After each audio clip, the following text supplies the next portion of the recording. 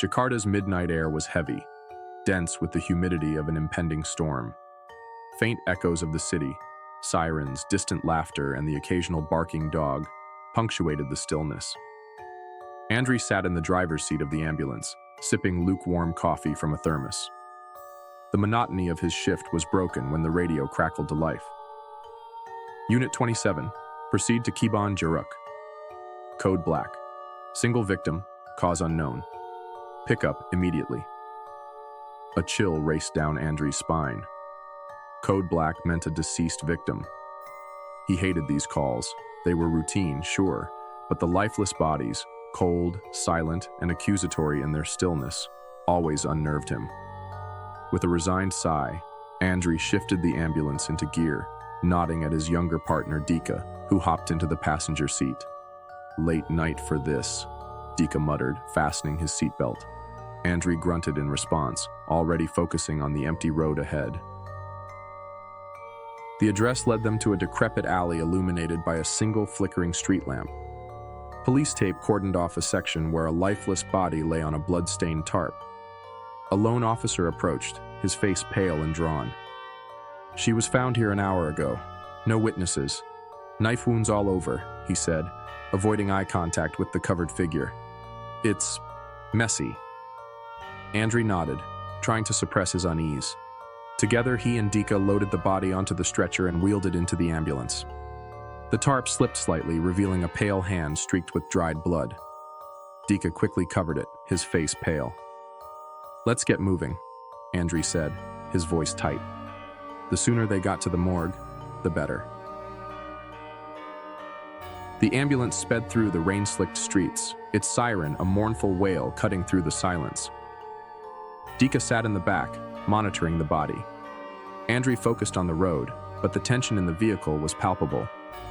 "Hey, Andri," Dika called out nervously. "Did you see her face?" "Number Y?" She looked like she was screaming when she died. Her eyes were wide open, like she saw something horrible. Andri's grip tightened on the steering wheel. "Don't think about it, we're just the transport. That's all." But Dika's words lingered. Andri could feel the weight of the body behind him, as if its presence filled the entire ambulance. The air grew colder, and the rain outside intensified. Then came the first sound, a soft, almost imperceptible whisper. Andri's eyes darted to the rearview mirror. "Dika, did you say something?" "What?" "No," Dika replied, his voice trembling. Another whisper, this time louder. Words Andri couldn't understand, but they felt accusatory, angry. He glanced in the mirror again, and for a split second he thought he saw the tarp move. "Dika, check the..." His voice trailed off as the whisper turned into a guttural moan. The ambulance's interior lights flickered. Dika screamed. "What's happening?" Andri shouted, slamming the brakes. The ambulance skidded to a halt in the middle of an empty road. He turned to see Dika pressed against the wall, his face pale with terror. "She moved," he stammered, pointing at the stretcher. Andri climbed into the back, his heart pounding. The tarp was still in place, but the atmosphere in the ambulance was suffocating. He leaned closer, hesitating, then pulled the tarp back slightly. The woman's face stared back at him, her dead eyes wide open, her mouth frozen in a silent scream. Blood stained her clothes, and her skin was a sickly pale. Andri's stomach churned, then her head turned.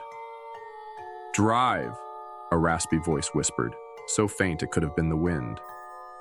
"Or die." Andri stumbled back, nearly tripping over his feet. The lights flickered again, plunging the ambulance into darkness before sputtering back to life. The woman's head was still, her eyes staring lifelessly upward.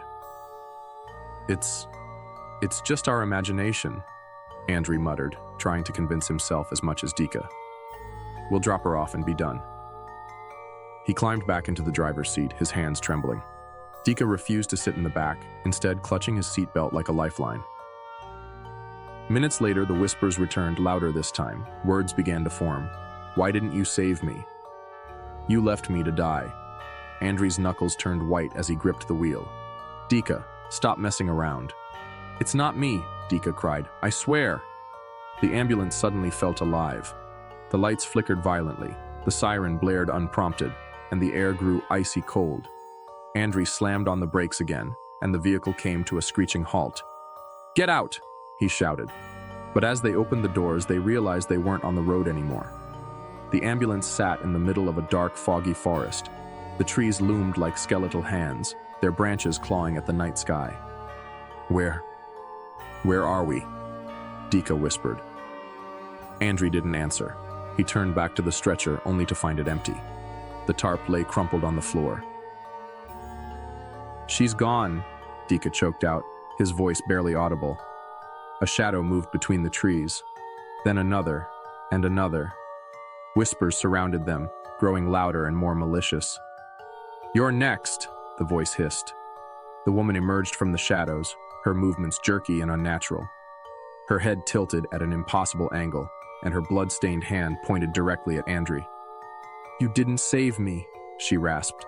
"Now you'll suffer." Andrew fell to his knees, paralyzed by fear. Memories flooded his mind, past mistakes, patients he couldn't save, the guilt he buried deep within himself. The woman's face contorted into a grotesque smile as she loomed closer. "Please," Andrew begged. "I'm sorry." A blinding light erupted from the ambulance, dispersing the shadows. The woman let out an unearthly shriek before vanishing into the darkness. Andrew and Dika scrambled back into the vehicle, slamming the doors shut. The engine roared to life, and Andrew sped through the foggy forest. The trees seemed to close in around them, but he didn't stop until they burst back onto a familiar road.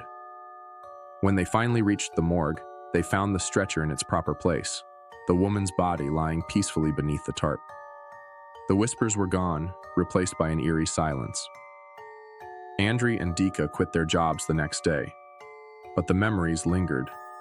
At night, Andrew often awoke to faint whispers and the sensation of someone watching him. He knew she wasn't done with him, because some passengers never truly leave.